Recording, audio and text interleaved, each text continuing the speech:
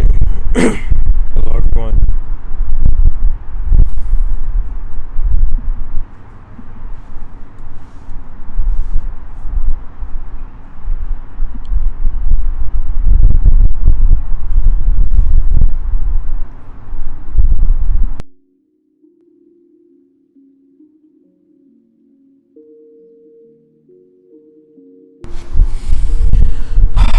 For tonight's episode, part of me didn't want to actually record an episode, but at the same time I thought of this title,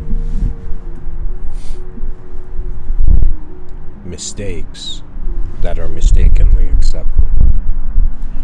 And so I want to talk about something which I think maybe it hasn't had too much commentary in human existence, or maybe probably I've been oblivious to it.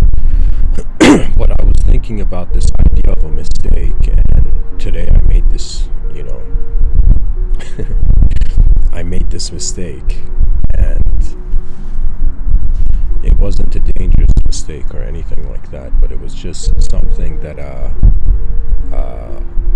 out of my ignorance I made a mistake, and I felt very bad about it. I felt a sort of sorrow of how how my inner eyes were looking upon my own outer realms. And then I thought about this idea that what if, there's this, okay, I'll say this before I get into it, there's this view of this sort of unconscious spiral of mistakes. It's as if, like, let's say there's a creature, and the creature makes a mistake, and rather than recovering from the mistake, it goes on making mistake after mistake after mistake, and it's like a sort of domino effect of mistakes,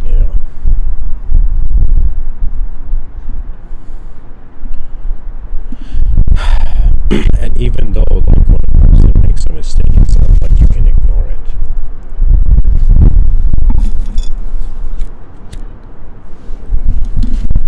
What I thought about, what if my attention to how I made the mistake reduces my attention from an attitude that can recover from the mistake. By the way, guys, it's super windy. So it is not inaudible, at least in the Canadian weather.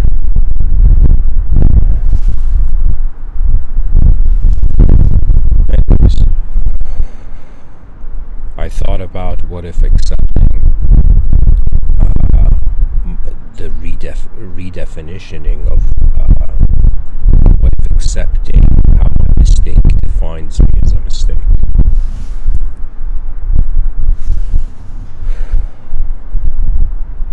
Not to ignore one's mistake,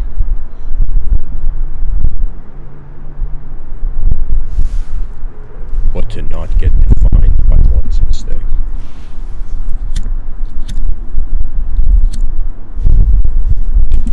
This might be a ridiculous tangent of an idea to go into, but I was hearing, a lecture today of someone, specifically Terence McKenna, speaking about the Philosopher's Stone. And some people would be like, Mr.Within, what do you mean the Philosopher's Stone? And I would say it's simply that it was the ancient alchemists' view on life. That the Philosopher's Stone was the objectification of the soul. It was as if the soul could become an object, and that object could be the potential of anything the soul willed.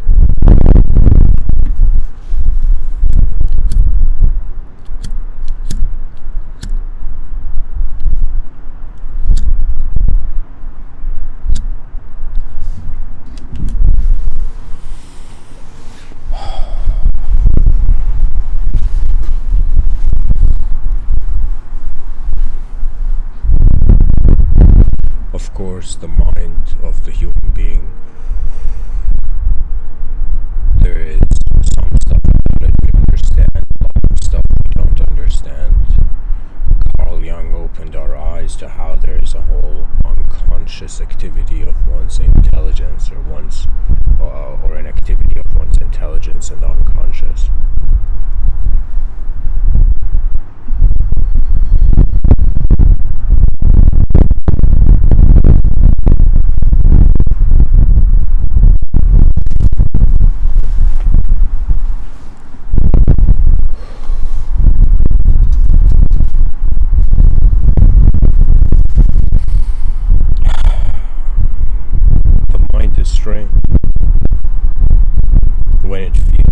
doesn't deserve, it blocks itself. You know, the poet Rumi says, your task is not to seek love, but to get rid of the barriers against it. And it's as if when somebody makes a mistake, it's as if how can one just love their mistake, you know? One's view on their life, this is the hilarious thing, the mind's view on life can become a barrier, or it can become a door that opens.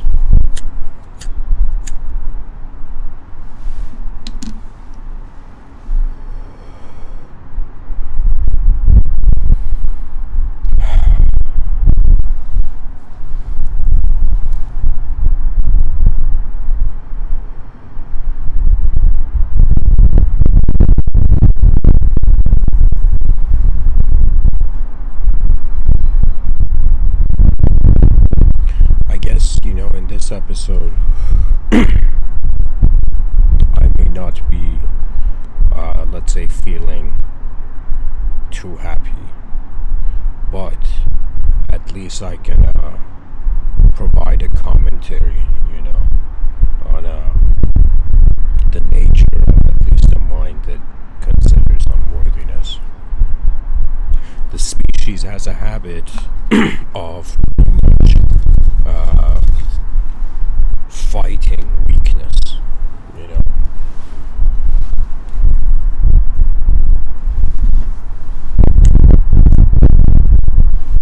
To be weak for a man is a sort of pain or death, you know. And if somebody makes a mistake, it's in some sense like evidence. The nature of the mind is that it works in probabilities. Is working in probabilities. It's another way of saying before a person's action comes into karmic fruition, the possibilities are there. Before I made the mistake, I could have not made the mistake. The potential of not making the mistake was there, and the potential of making the mistake was made, but the mistake ended up being made. But what does one do that post-state, you know? Let's say you're someone got angry at the right time, or did something unnecessary.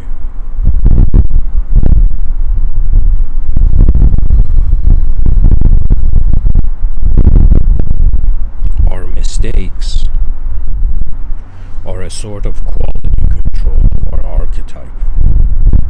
The more mistakes we make, it's as if like we're in the wrong Iron Man suit. Now, let's say somebody has made a mistake, and you know, to make this easier to talk about, I could just shift the context to a galactic context. In my science fiction novel, which is set in the year 5025, sorry, it's set in the year 5025.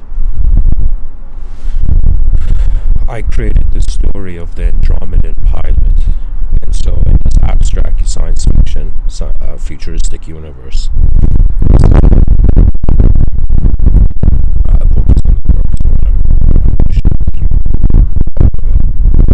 pretty much there's the story of the Andromedan pilot, and the idea is that there is this like superior evil, let's say celestial species known as the Dark Ones, which are equivalent to being in some sense giant insect-looking beings that are covered with smog and electricity.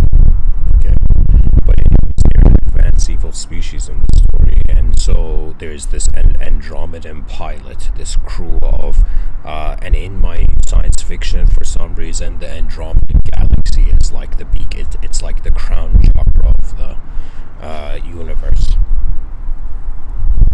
So beings from Andromeda are like extremely enlightened. So anyways, what happens is this dark evil species creates this machine called the Soul Destroyer. And keep in mind, guys, I'm sharing with you like my fantasy sci-fi writings. And so they shoot this weapon at this Andromedan pilot, where it's it's not a battle crew. It's just like a literally, like think of it as if like we have container ships, right? Ships that move containers from different shores on Earth, and think of it this way, as if it was sort of the character, the Andromedan pilot. It's like it's a simple, how do I say it? It's just the Andromedan pilot and a crew, and they're simply beings just working, you know. So what happens is this weapon is aimed at the Andromedan pilot's ship, and what happens is that the idea is if the person doesn't go out of their body before the weapon makes contact, the person's soul is destroyed. It's abstract. So pretty much what happens is this Andromedan pilot is the only one who manages to get out of his body before the weapon is shot, is fired, and so his whole crew and ship are destroyed, and his consciousness gets pulled, as if the planet has a gravitational pull of not just physical matter, but let's say poetically, like, you know, souls and whatnot. And the idea is this person, this Andromedan pilot, reincarnates as a human being, right? But he has access to all of his memories.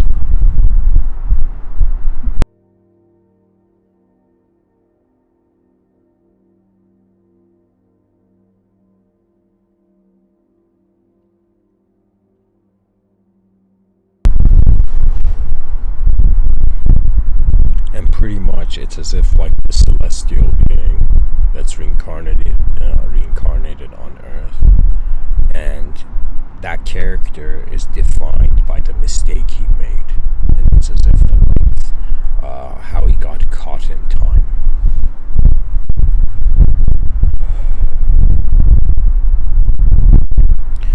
I don't know, I thought sharing that would be what I'm trying to explain easier, but I think maybe not. What I'm trying to say is, like, think of the intensity of a mistake, you know. Let's say when you drive, there's a accident, a sort of mistake, driving mistake, right, of a human being. Then let's say there's a cosmic mistake, you know, a galactic mistake, as if like an extraterrestrial did the wrong thing, you know. I find that what it is that the brain is resimulating itself all the time, and when there's a mistake, it's as if a pattern has actualized from the inner realms that it may not be the most efficient pattern. So the person has to, in some sense, step out of the idea of who they were when they made the mistake and wonder about the potentials of reality. Right, because it's as if, what are we choosing to be defined by? And if you notice, emotional experiences really define the individual. When something happens that is not met or does not fit into the expectations of one's inner realm, a sort of distrust with the outer realms occurs. And so those memories packed with emotions that made the attention forget its sovereignty, for it to get defined by an event.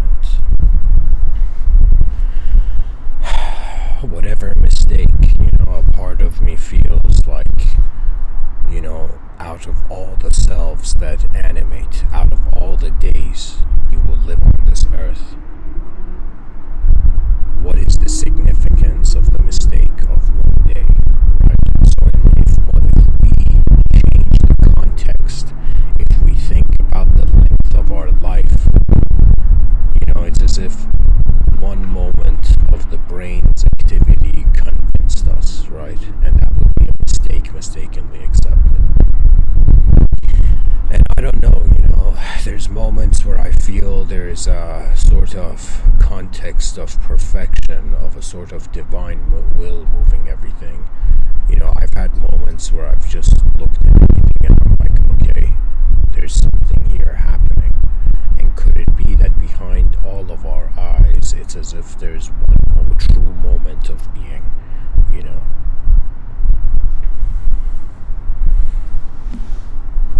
I remember there was a talk I gave called "Are We the Imagination of God?" And so I'm thinking, to get caught in one's imagination,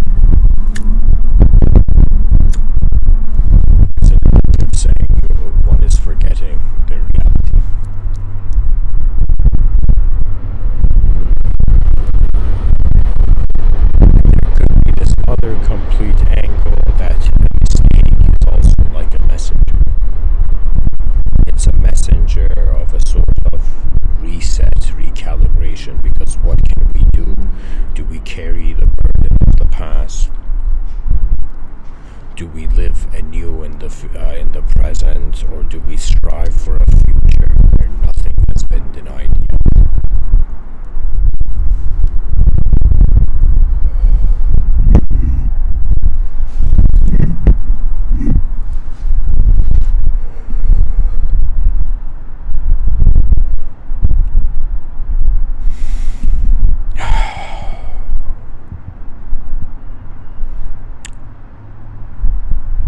What occurs when the roars of the soul are heard from another dimension?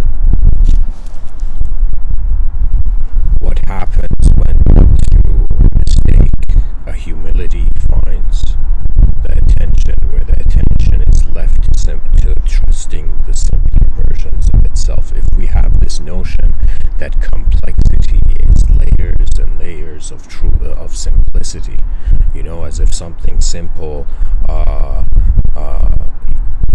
it's like a bunch of simple moments lead to a complex moment, as if there is a simple truth, or think of it this way, at least mystically, there is a simpler inner truth to the multidimensional outer complexity.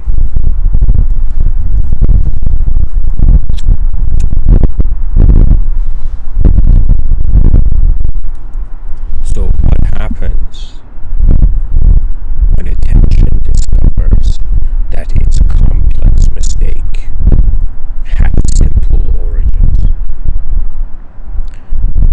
What happens when the unworthiness of our inner story realizes the attributeless witness that is staring at the story? It's as if at some point we are not the film of our life,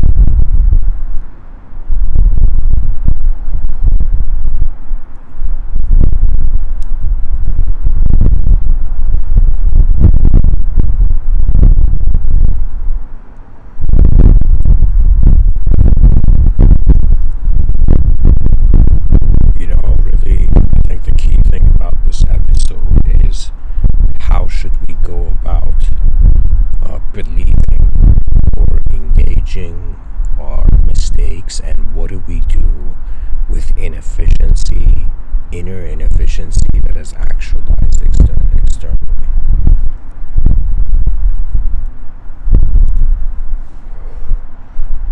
One can fail, accept the failure, and even accept feeling nothing, feeling like nothing. And really what it is that the attention and the archetypal lens it passes through, the value comes from there.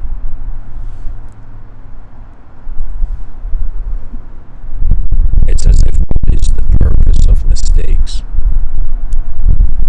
for a conscious mind in an unknown world?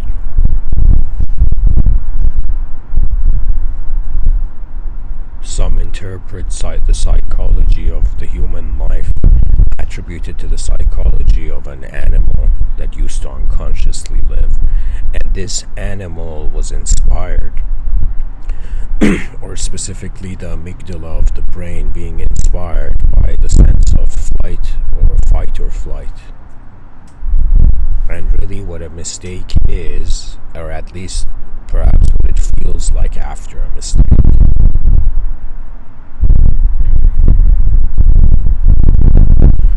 it feels like the source of one's intelligence can't be trusted.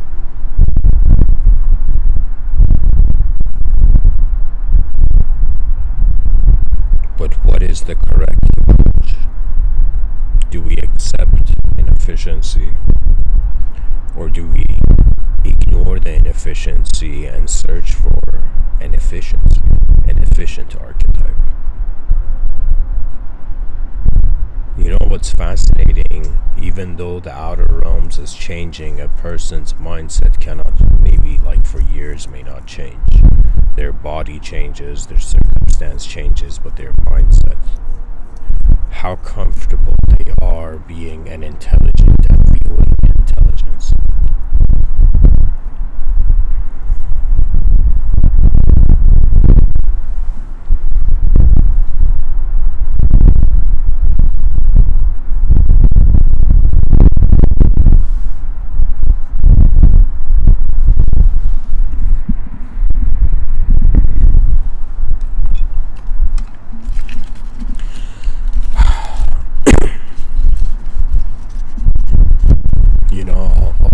I'll think of an example right now, or maybe I'll say, like, let's imagine somebody breaks a vase, okay, like an expensive vase, okay, and so now the person's like, man, I made a mistake.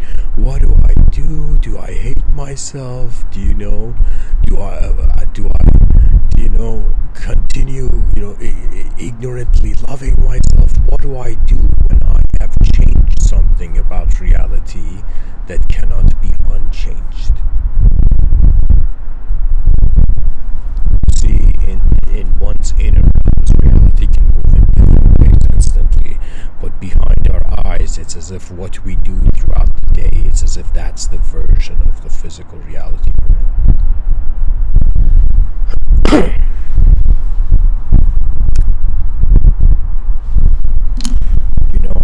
A question that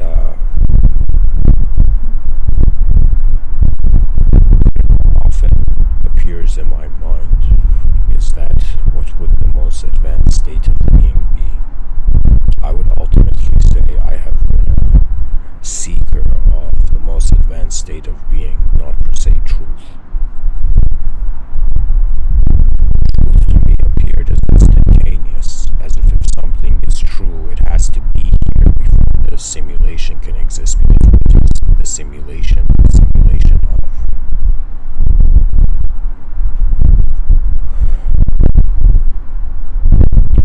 Being raised with a sort of religious context, I could say the concept of a mistake has a deeper burden for the religious person. Why? Because the judgment is being done by an absolute view. Let's say a person makes a mistake, they feel like they want to give up, and other people are like, no man, don't give up, it's just a mistake, it's an accident, it happens, and all of this. But imagine now you make a mistake that is in the context of an absolute judgment. That mistake is like the mind is wondering if it is still allowed to live in a world. There's so many human beings on this planet, and life, as the Buddha said, is suffering, meaning that our species has not yet discovered, all the strategies that in the future may discover to every moment of life. There's so many moments, and it's like in the middle of a changing world, where there's survival is the game, there's also novelty. The body, sure, it's playing the game of exist as long as I can, but the mind is not satisfied with singular existence, hence why it projects multiple views on reality. Our mind is where the multidimensionality of our intelligence comes from. The body is what we're, let's say, at least the scientific community, it's like, okay, if I can't physically touch it, what am I talking about?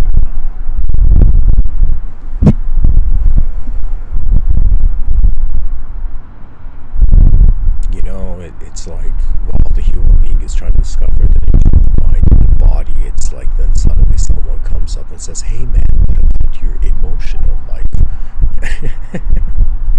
The person's like, I still haven't solved the problems of the body and mind. It's as if now I gotta wonder about how I'm feeling, right? And what is feeling? Like, this is because we feel different things. Like we get a more, let's say, multidimensionally mature sensation of the moment, right?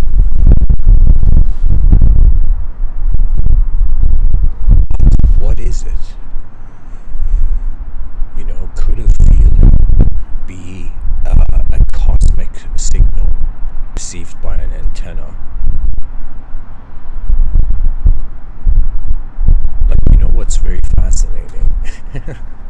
Imagine, okay, I'll say this. Imagine some spiritual person comes up to another person and says, hey man, I'm enlightened and I have experienced non-duality and I am a sort of singular unity, non-dual being, bro. The person's like, okay, so how do you feel about that? So the view is pretty much that there is no self to feel anything, right? If you're experiencing non-duality. Life is kind of like your mind promises you so many things, but you end up realizing you're not the mind.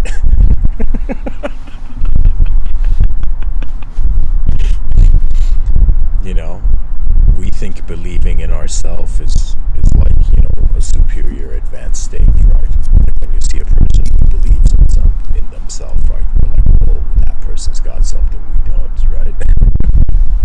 But what is the person believing in if the self is not a shape?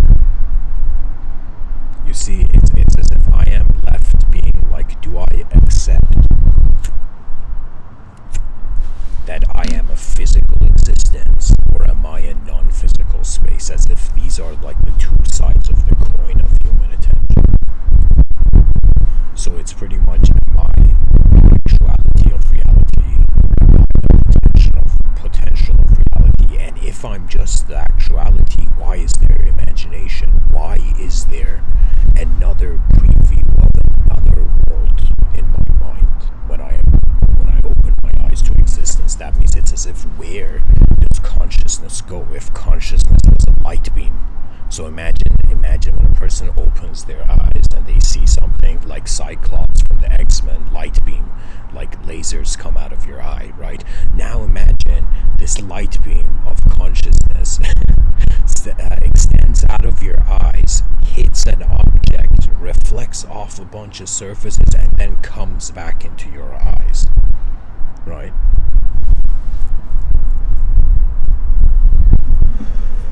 Sometimes I think, this might be a bizarre example, but is the soul playing fetch with the mind?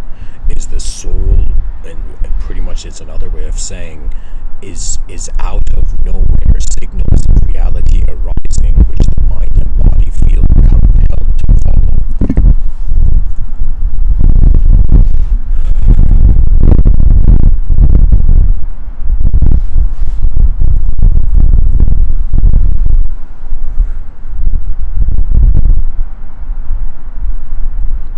I don't know if embarrassment is a sin in religion, but I think it would be where the person who feels embarrassed, it's as if, how dare you doubt God's creation?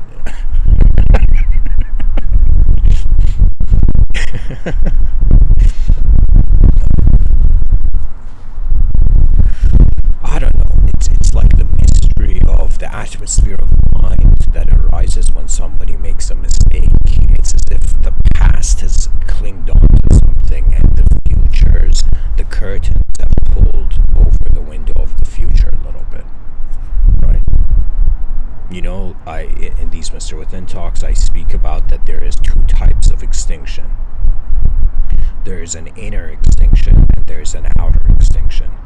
Outer extinction, imagine meteor hits the earth. Inner extinction, or like nuclear war or whatever, right? That's outer extinction. Inner extinction is when the attention that is presented in a biological body decides it is no longer human, right? For me, I noticed that a lot of, let's say, in quotation, spiritual people who are seeking Eastern enlightenment, they are just left in non-duality, and even though their karma smoothens, right, they will, on some level, it's like they're choosing to live. It's as if, like,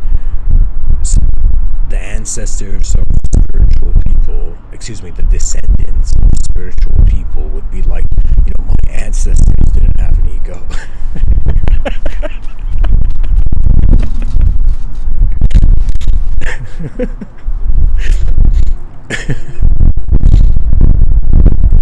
if I don't have children, I'm thinking like, I'm thinking that if I have grandchildren in the future, and they're like, who was our great grandfather?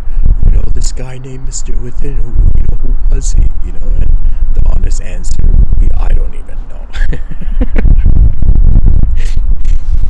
What I mean by this is that the brain has attempted to create models to explain the world to itself, but regardless of whatever sort of, let's say, program structure my mind throws onto this world, I am surprised by how my inner realm sometimes feels it's not from here. See, the poet Rumi had this quote where he said,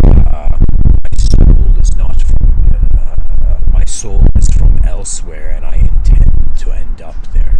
It's as if he had, this poet from 700 years ago had this attitude with life where he felt that the original essence of his being was not something that was in a condition. Our actions lead to our conditional life, but when we are just being, when a mistake makes us slow down for a moment to pause the story of our identity, in that pause, in that silence and stillness, there's a moment where the person is really like, who am I? But it's not a question, it's more like an observation.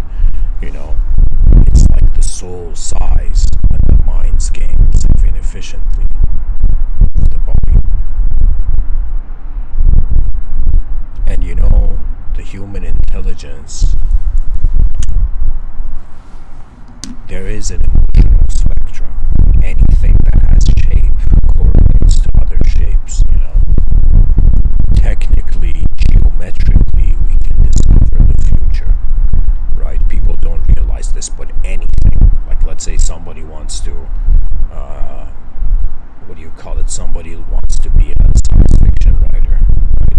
Let me tell you how you do it, right? Look at something in reality and wonder what are all the probabilities of the motion of a being, right? Even the title for this episode.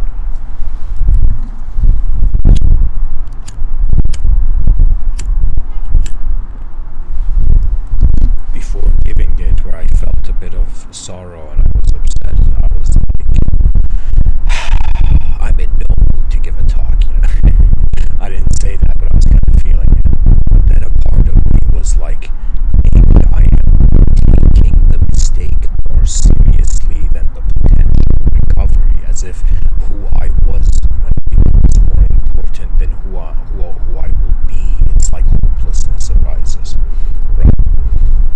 This episode is pretty much my way of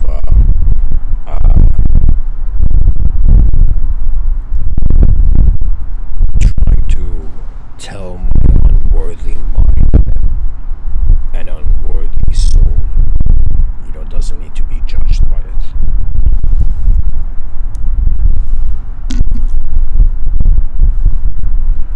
So sorry, an unworthy mind and then the worthy soul. Desires make the person want to be a master architect. The moment you get a sense of karma, the samsaric reality,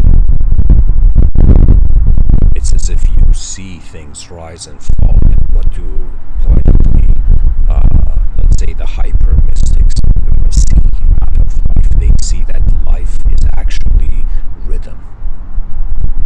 And what people lack, and the anguish of modern times, is that a collective rhythm is being ignored. It's as if, imagine right now I made a mistake, but I was in an advanced civilization. It would be as if, like, okay, I made a mistake, but the civilization still advanced. But it would be as if the context of the world was a better place. Perhaps our minds could start. But now when a person makes a mistake, then they're like, my God, the species is making a mistake. Everything's making a mistake. Even God made a mistake. See what I'm saying? That means, guys, whoever you are listening to me, help build an advanced civilization so I feel better.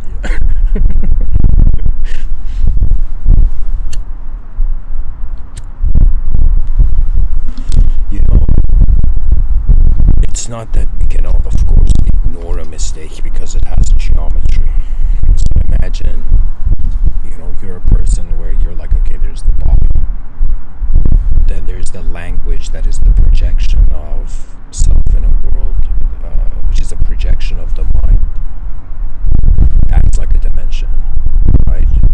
And let's say there's the dimension of the unknown witness, but I will tell you there is a geometrical dimension. And this geometrical dimension, the reason it's not talked about is because it is a part of a dehumanized state,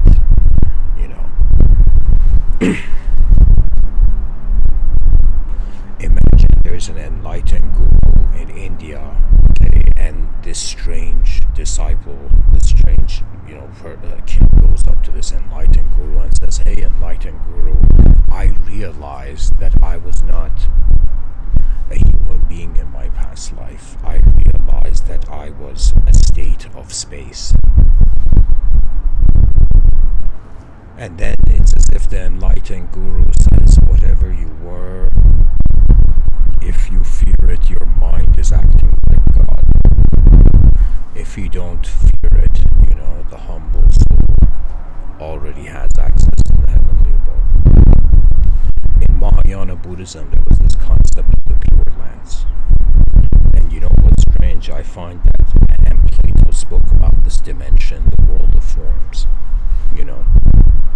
When I say geometry, everything is geometry. Everything that human beings can speak about has some sort of shape or relationship with shape.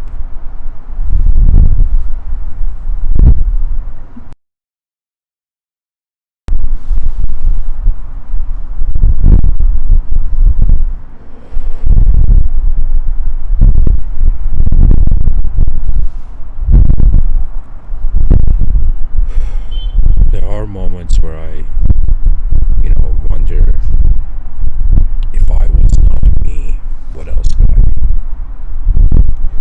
In my inner realms, I would say I have not just envisioned advanced civilizations. Before advanced civilizations, I was trying to find, in quotations, the higher self. But the higher self is not something you find. It's something you remember. So when you remember that you are present in the unknown as the unknown, of course a certain fear of knowledge goes away, but karma starts to act a bit strange.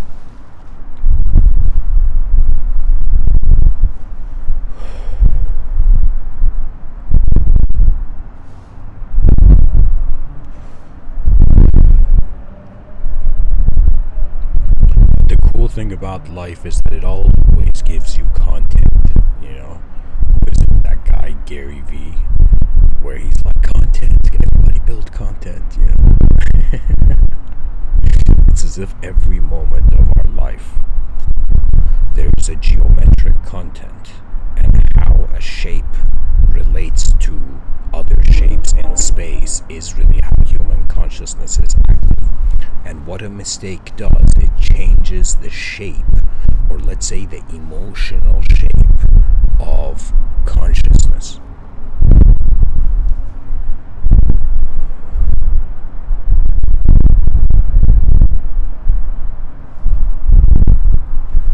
There's this view that in Abrahamic tradition there was this concept of possession, right?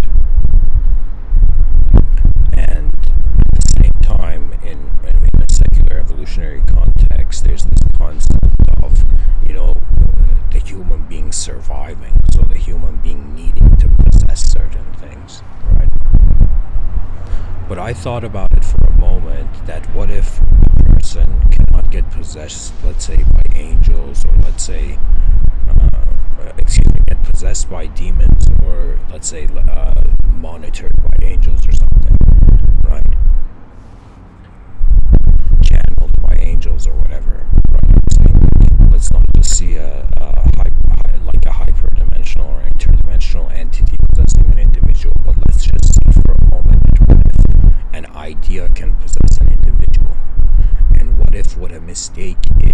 is how the moment out of all the moments that one lives is possessing and putting the parameters of the type of, like, setting the bar of what sort of archetype they can be.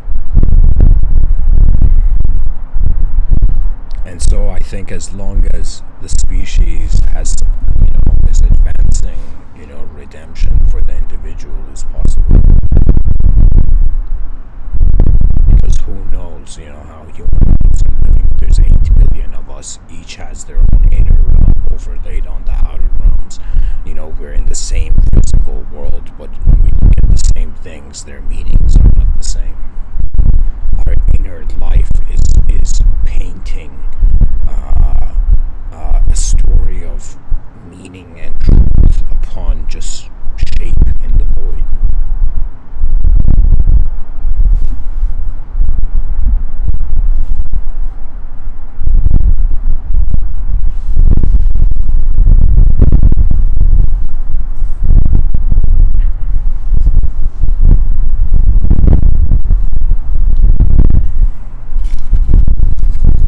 Like, seriously, guys, what is mastery in an unknown world?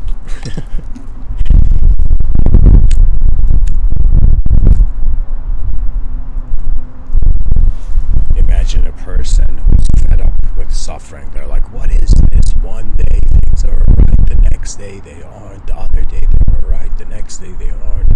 Is the mind jumping? They call it a monkey mind. Is the mind jumping from the branch of chaos and order? Jumping back and forth.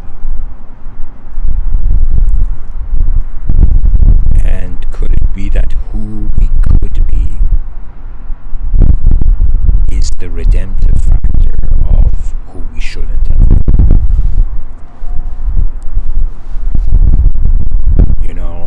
I realize that this idea of infinity can apply to the potential of every moment.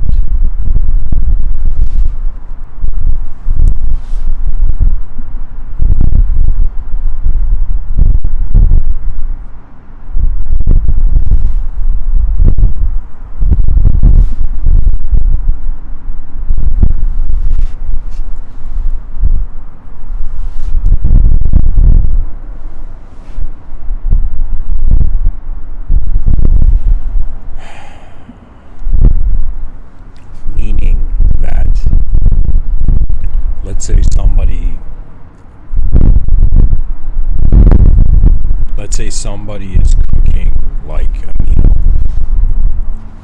and the moment they're cooking the meal, before they cook it, let's say even, they just wonder how many other people there are living on earth who could cook this meal better than them, right? And it's this idea that if the mind had access to parallel universes of different archetypes and their karmas being implemented, it would be as if the person wonders, how many different ways could I be living right now, which is way more advanced and efficient than how I'm living right now. So you see the infinite potential. It's as if a person wonders if another soul had lived through their life. It's as if that soul have done better than them, right? So really, what happens when the mind reaches a sort of position of limitation or failure? It has to wonder about the true meaning of everything from the beginning.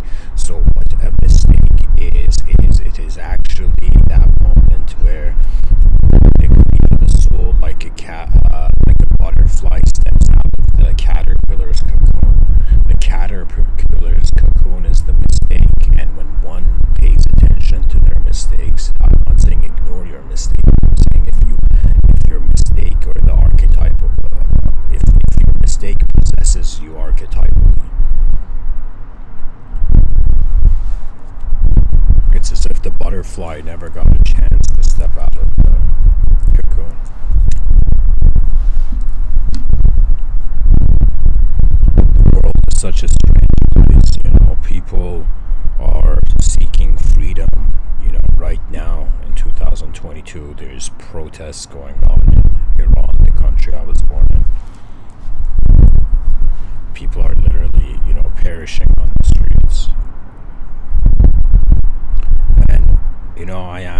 yourself, what kind of humanity, or in what kind of way can human beings live where all the mistakes our species is making? It's as if there was another spirit of movement to the human species, what would it look like, right?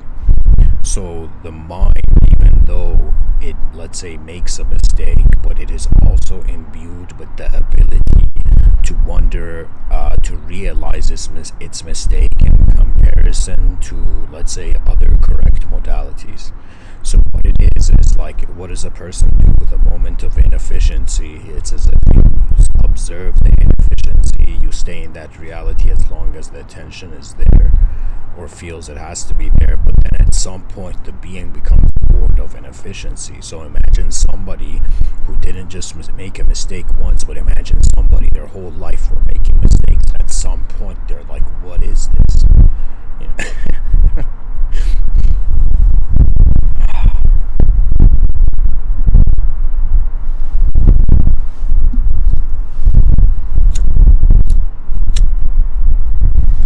I think the nature of the human mind is similar to a lion. And the nature of the lion is that if it doesn't do something itself, it doesn't trust it, right? So, like coyotes eat dead corpses, but the lion has to hunt, let's say the gazelle itself, right? So the nature of the human mind is that an egoic archetypal, let's say, structure, or the person, or let's say intelligence, steps into an archetypal Iron Man suit.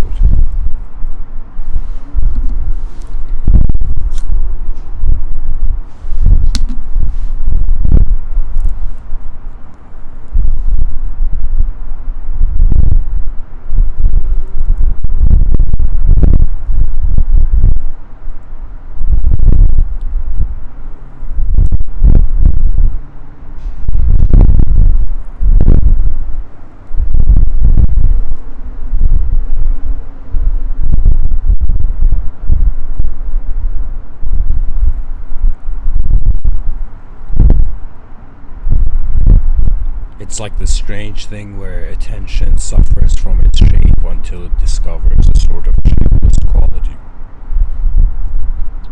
What mistakes are is that in the void, matter has organized or reorganized.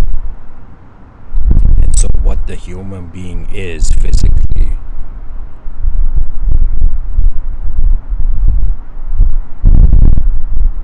it's as if from a secular perspective, it's as if the free will that leads to the self, it's like our personalities are hallucinations, of an elemental reality. When we look at elements, we don't see personality, right? We don't look at an electron and be like, that electron looks sad. So from a secular perspective, an object has appeared in the void, it is conscious, it's an object, and it's considering that its mind arises from its body. So technically, from a purely physical standpoint, the idea of the self that makes a mistake is empty. The concept of responsibility cannot exist for a materialistic entity.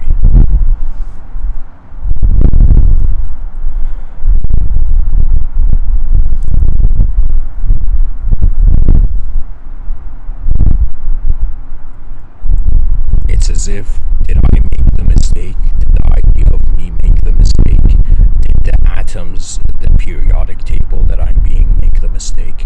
Did the whole universe that's happening at once make the mistake? So really it's as if it's like cause and effect in one dimension, and we're trying to interpret that effect in multiple dimensions. When the human species realizes that the human brain is actually an antenna, and every moment we are receiving signals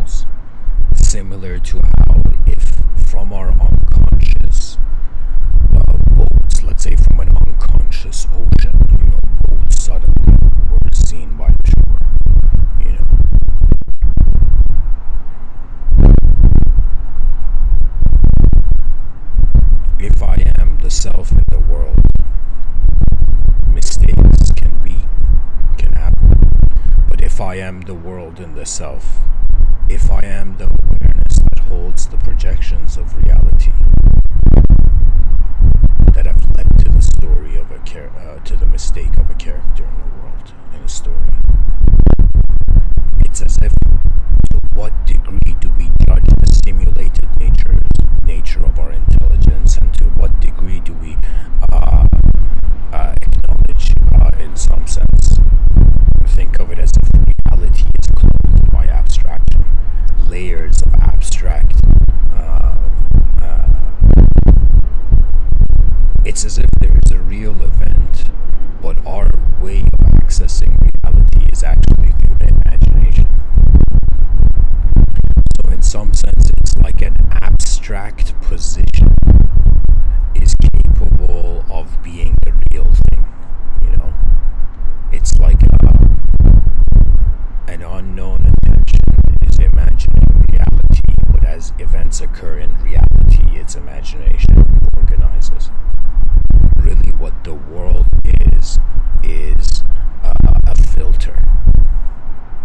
As if pure consciousness is a camera, you know, and in some sense, let's say, on a film set, the director, the cam op is putting like gels, let's say colored,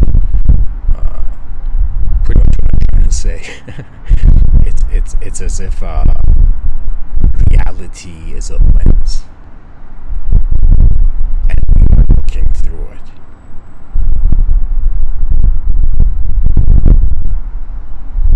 The content of our mind exists non-physically.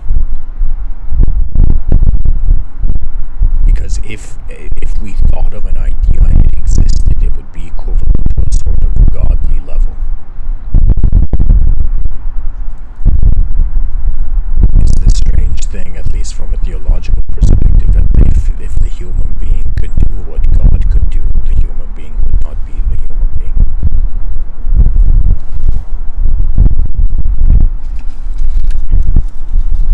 The ego wants to feel God like a god, you know. A person who doesn't want to make mistakes, that's literally, you know, its own lack of humility, right?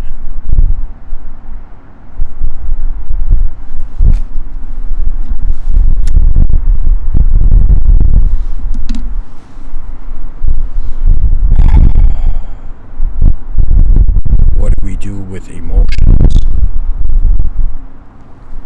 that keep a sort of specific archetype there? You know, sometimes I feel the mind knows its own non-physical, unreal nature, its own abstract nature, and its abstraction, it's like the mind has an infinite ability to imagine, but all those imagination, all the, let's say, ways of we can look at the world from behind our eyes, it's as if they are all coming to what we do with the human body. That means the human being can have the greatest idea, but at the end of it, it becomes, okay, what do I do with the physical dimension my attention is rooted in initially?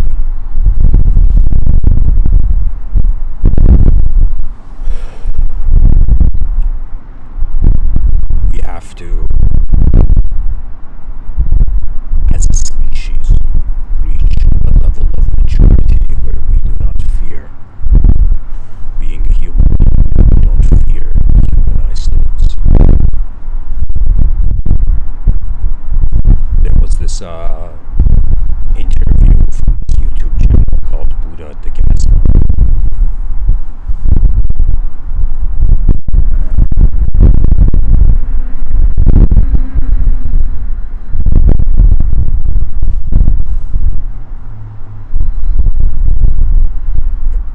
In it, the interviewer was interviewing this guy. I just remember his last name was called Alamos.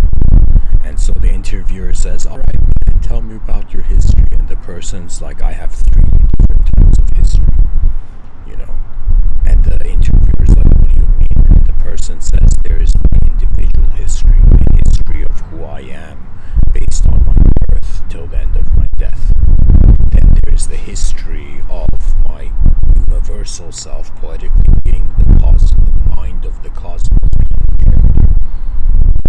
So the person is like, okay, there's a history to my body, there's a history to my poetically mind, and then there's a history of my soul.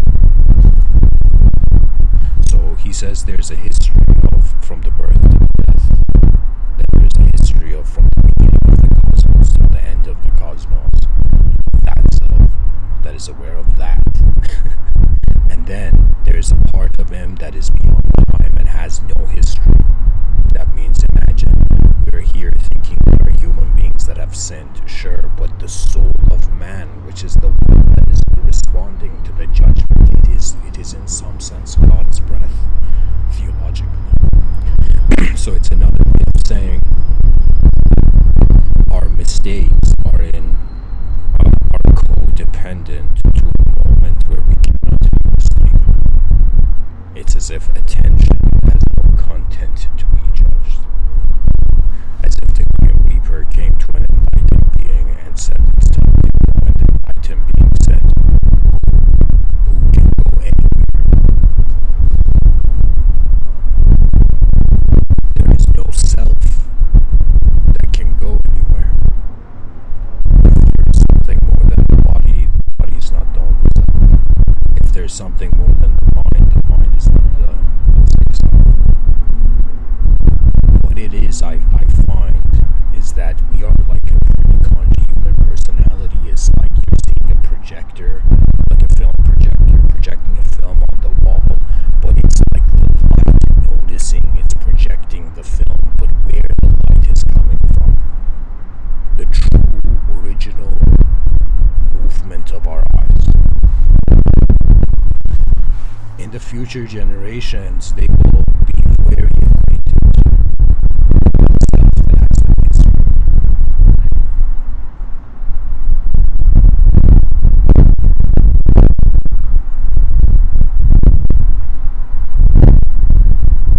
Can you imagine like a temporary being giving a history book to an eternal being, and the eternal being is like, what is this? You know, it's like, it's human history. Yeah.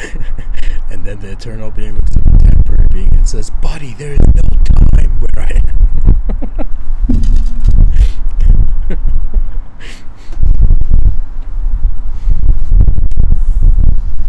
I don't know.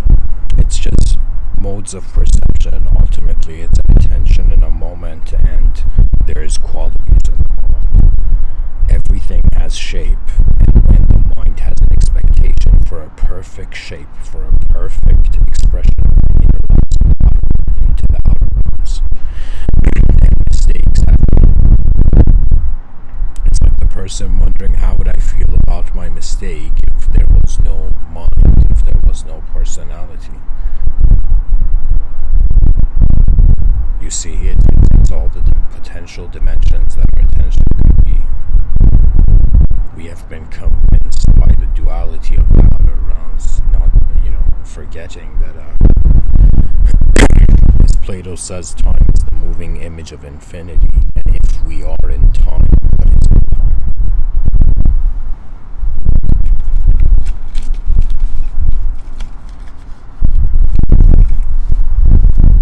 It's like, are we infinite beings that were too polite to realize they were timeless,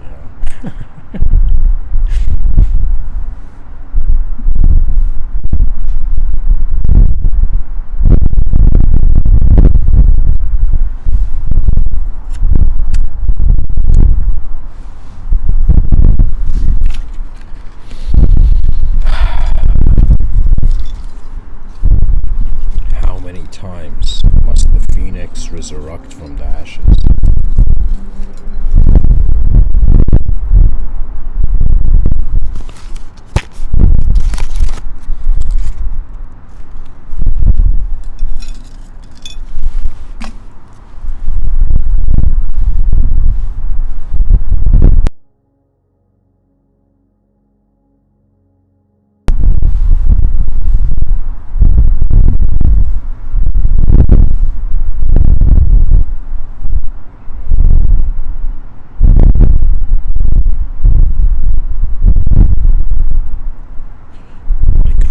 what can we do? I think the future generations are.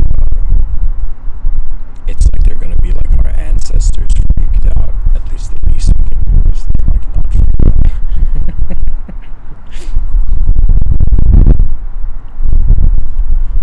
I have had moments where this might sound strange because a spiritual person may think they are a soul, but I've had moments where I have felt my soul has visited me.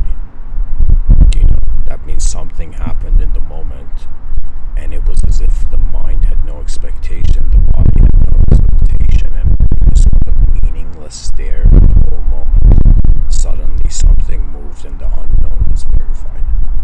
The divine was verified.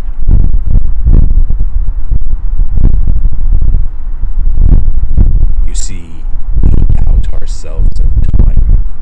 If there is a part of our intelligence that is simultaneously being beyond time, it's as if our doubt is limited. So the person's like, when I fear a limited world, that's a limitation in itself.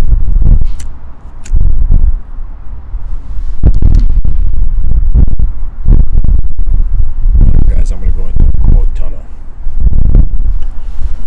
Let's see what other people in history have said about mistakes.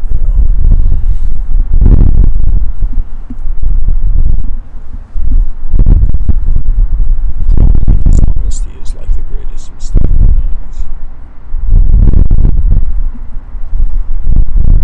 Albert Einstein, the person who never made a mistake, never tried anything. Friedrich Nietzsche says without music, life would be a mistake. Theodore Roosevelt says the only man who never makes a mistake is the man who never does anything. Orlando Aloysius Batista. An error doesn't become a mistake until you refuse to correct it. I think it's Orlando Aloysius Batista. Albert Hubbard says the greatest mistake you can make in life is continually fearing that you'll make one. James Altucher says honesty is the fastest way to prevent a mistake from turning into failure.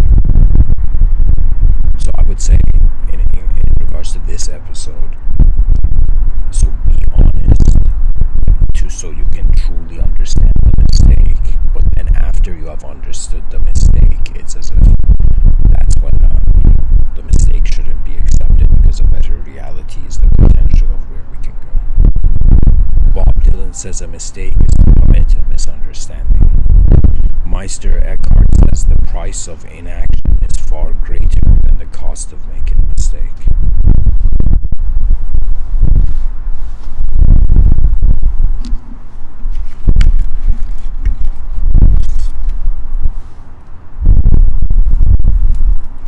Morihei Ueshiba. And Morihei Ueshiba, guys, is the founder of Aikido.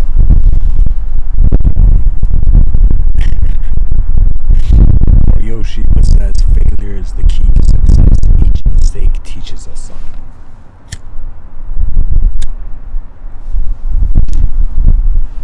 John C. Maxwell.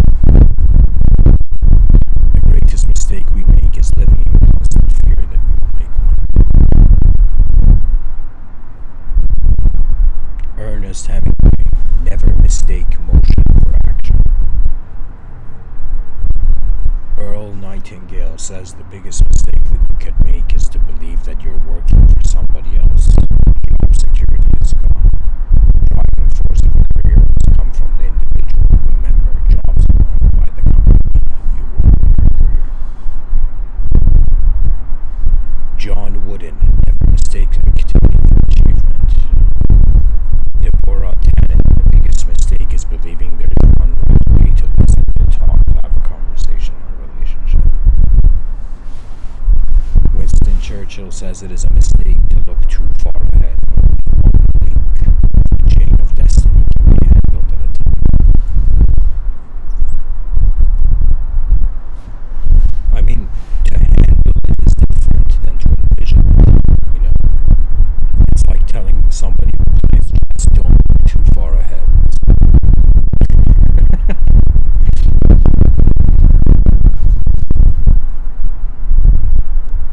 I understand Winston Churchill is saying here, it's a mistake to look too far ahead if it demotivates you, right? So if the person thinks the species is going to fail, then you look too far ahead and just see that we are a failure. It's like, but if we see, like for me, this is what cheers me up cheers me up from my own existential anguish, you know, where I wonder, okay, what would the opposite of inner extinction and outer extinction be? And it would be the idea of inner salvation and outer salvation.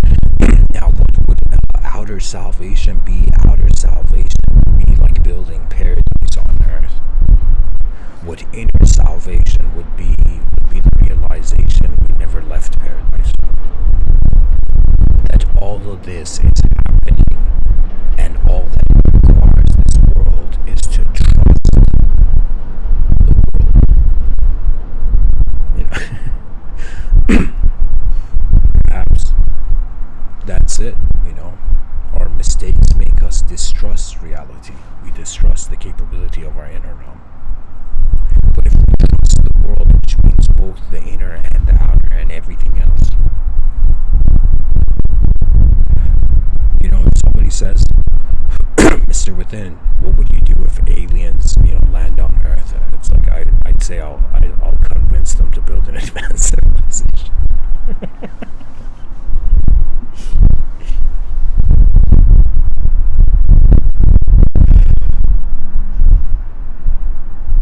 Really, it's just spheres of mind, guys. Our physical nature makes us feel that we have to be a singular idea all the time, but that's impossible.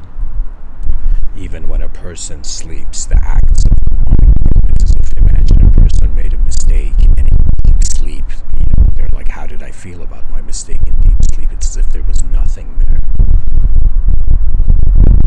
Beyond the ideology that governs our character, perhaps there are dimensions to our own self that if our eyes trust where they come from, we can access. And you see, it's not about something more being added, because here's the bizarre thing when it comes to the concept of spiritual power in yoga, right? And the spiritual power is seen as, I don't know what you call them, CDs or siddhas, right? Right, so there were these people who would go into meditation, would linger in selfless states until something would happen and they would have some sort of power or ability unlocked. Now, what the Bhagavad Gita was telling these yogis, that if you lose the power, you have not understood it, right? That's why it's in some sense those who have, let's say, power shouldn't use it unless they understand it, right?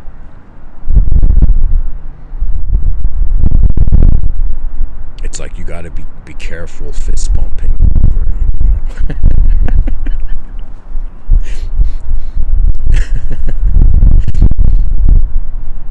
Imagine Wolverine from the X-Men wants to give you a fist bump and you're like, I'm a shaking hands kind of person.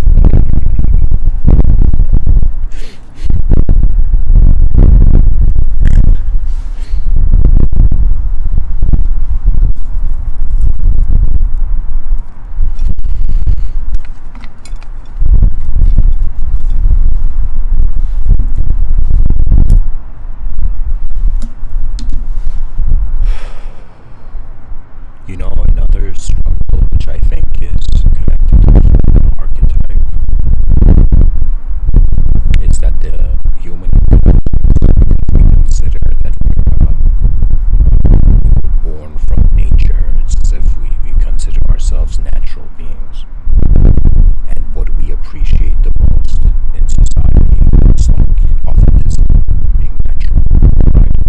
The hilarious thing is civilization is an unnatural nature.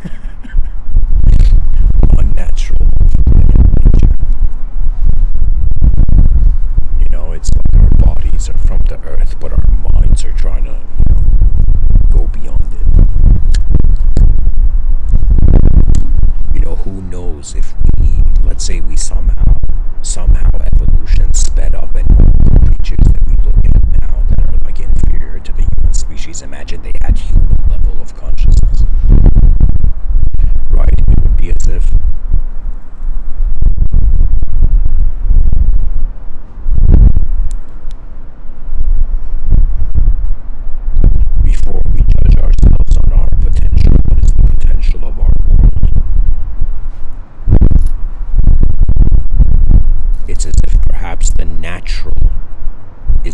destined, that means consciousness is destined to recognize the unnatural, to remember its naturalness.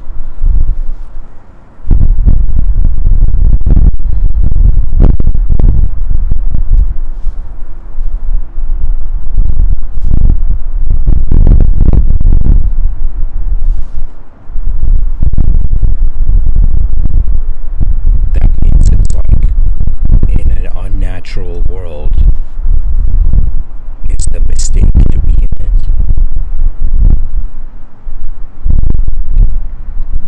it. Human beings dislike cruelty.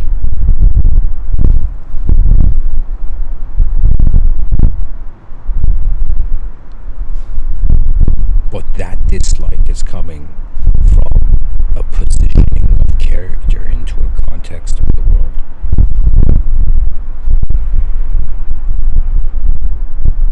On some level, the vision I have of, like, okay, what contribution perhaps these Mr. Within talks are making to history, at least the way I view it, was that I thought, okay, a species that feels it's incapable could be the best state of mind to unlock the greatest ability. That means the fact that the species has made mistakes can be seen as an advantage. So I would say mistakes are an advantage to get to see the opposite. And it's as if our bodies are temporary. Who says the nature of ideas in our mind can't be temporary?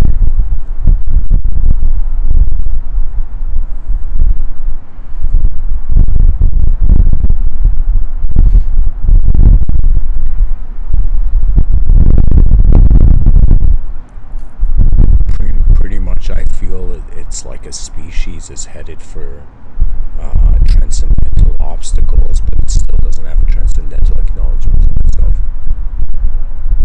It's like opening the eyes of the species to just the top of the spectrum. What is the greatest thing we can do? Imagine a human being who is wondering what is the greatest victory. Let's say whatever mistake they've made, but now they wonder about what is the greatest victory. And it would the greatest victory for a human being would be the victory of the species, would be the victory of all human beings. That means it's like in the darkness of how the past has convinced us that we may fail. It's as if what grand potential can we see? It's as if the greater the potential we see to our life, the less the mistake is defining us because there's more worlds added. It's like the person made a mistake, and imagine it's like you're considering you're in a multidimensional reality, so you're like, okay, I made a mistake in one dimension, I gotta go easy on this.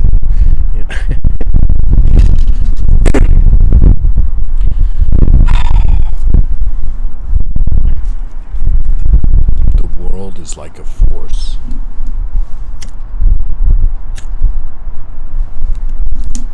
That we cannot lie to. What truly the soul is like a cosmic honor. It's like the cosmic part of you is honoring how the whole cosmos is. The human mind that has separated itself from reality, that means it's as if somebody wondering, why does my imagination exist? Because reality can move differently.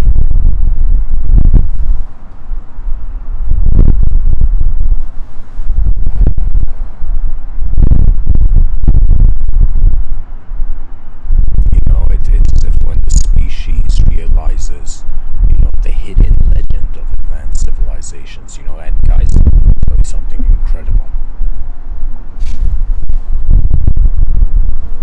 The castles and the clouds was the earliest archetype of an advanced civilization. It's like a dude had a house or a kingdom back in the day, and they're like, what if this kingdom existed in the sky? The archaic revival of the castle and the clouds is how human intelligence advances. It's as if the present is fulfilling the dream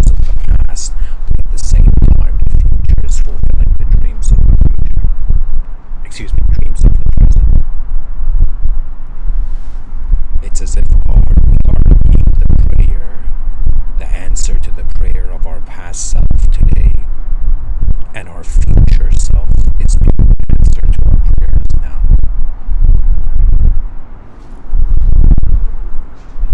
You know, in the future, I hope it becomes mandatory for all educational systems to have a class or some sort of global assignment, you know, where young children will have vivid imaginations. It's like, you know, hey kids, build an advanced civilization. What would advanced civilization look like? Let me write an essay on it. What would the most advanced states of being be like? If we define it by acceleration and speed, it would be invisible. So, like, the most advanced state of a visible entity would be a sort of invisible awareness to all visible.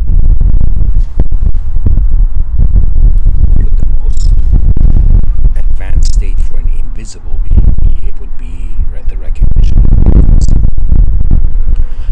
That means before time could shape the story, a moment was being a moment before any idea. That's the bizarreness of reality. Sure, let's say the divinity of the logos, let's say the ancient Greeks talked about. This inner assistance, guiding force that is guiding the minds of individuals who are just standing alone in their inner lives. You know, in the movie Castaway, there was something incredible. One where Tom Hanks is in, and in that movie, there is a scene where the dude's like, he takes the volleyball, makes it into a face, and then begins talking to the volleyball. And for me, that's like an individual being in their own world and wondering, what can I do? And so they are left in using the energy, their life force to animate life. It's all about the responsibility for how the attention is an opening for any sort of energy to arise. For once the antenna is turned on, worlds begin to speak. You see, it's not just man that has a voice. There's a geometrical movement of phenomena which is simultaneously being any sort of acknowledgement of divinity. You know, the person's like, I don't know if I have a soul, but something's moving here, you know. Something's moving in the middle of nowhere.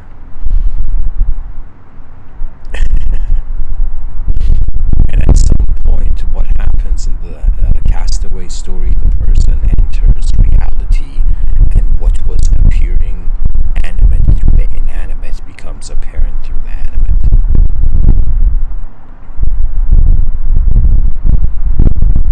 You know, I have this hilarious view that maybe a lot of beings after this lifetime, it's like that let's say, unknown viewers, like, no way, so that's what Earth was?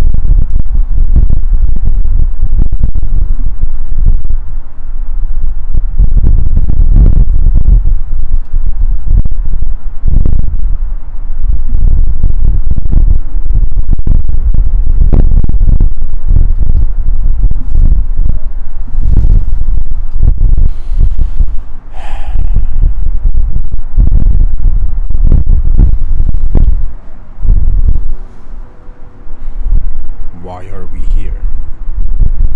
The question that becomes the meaning of life.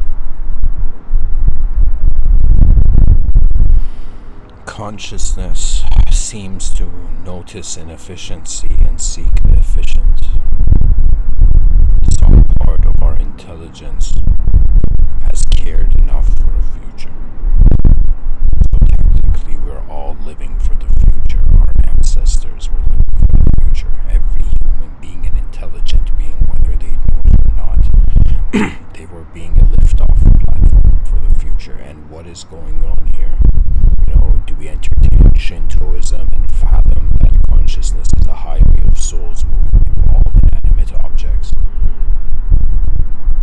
Do we consider that there are laws or levels to this cosmos, and there is a final level, for example, in God?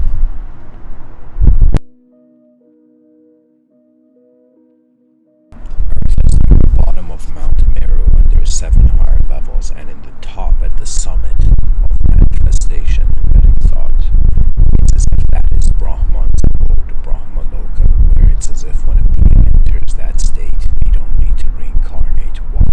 Because only God has ever been here. That is the mysterious kind of ascension. And what is God? It is the inconceivable all. It's where the edge of the world is held real. And so what is the purpose of the idea of man? What do we do even when we realize more than our ideas? And so I think this is what's going to happen. Viewers, the whole human species is going to realize the sort of infinitude that is imposed in the story of life that is found in duality. So it's as if we're going to realize the world could be anything, and then a sort of silence arises where the species wonders about life to the degree that they are being its force.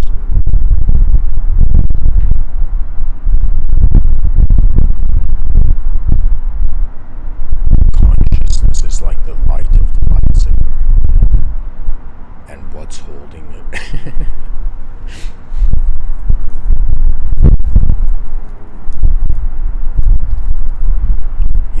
Even the idea of an inconceivable source is an idea where the person's like, how can I believe something that is not a concept? So it's left as belief is like for the mind, and beyond the mind, faith is the only resolve. Even if a person has made a mistake or they've done something right, the show goes on. The show goes on. Our eyes become the cosmos, and then, they giggle again as individuals.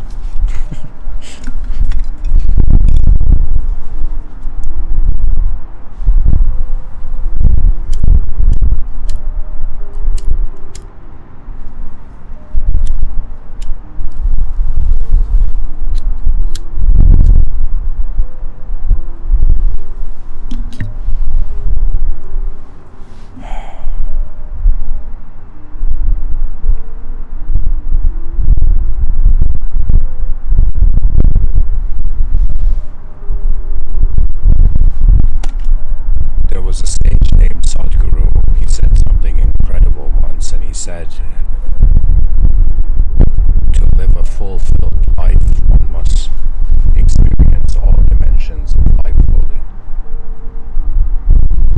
And so the question comes that if, let's say, there's a multidimensional being that has made a mistake, its other dimensions are like, it's as if the person's like, okay, what does my body deserve? What does my mind deserve? And poetically, what does the soul of the unknown mover of a human of all intelligence perspective?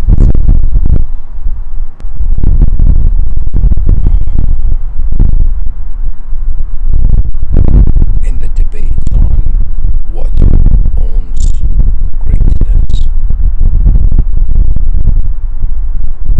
we have to be great. The victory of everybody is the greatest life of the species. That is a no-brainer. Now, how do we get the greatest life of a species to actualize?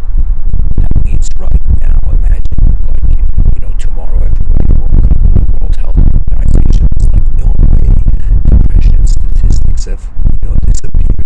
We don't know what's happening on the planet. And imagine what was actually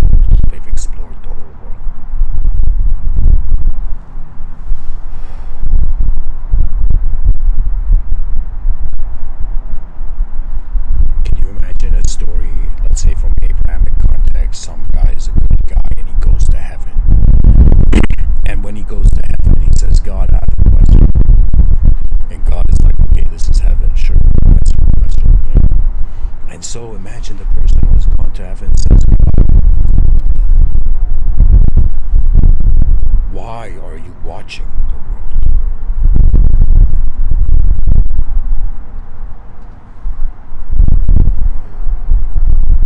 Why are you watching over your creation?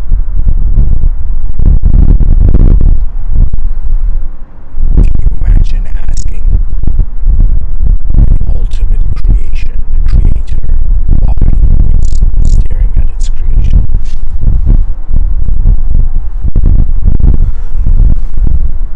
And imagine the answer is truth couldn't go anywhere.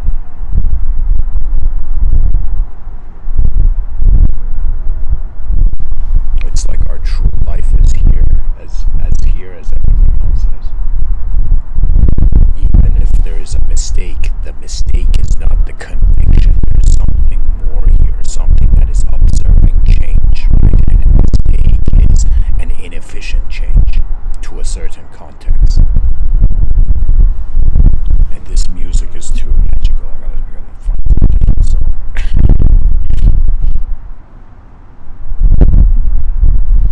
It's like giving a talk to Alice in Wonderland. Okay, I think I found a better song. Okay.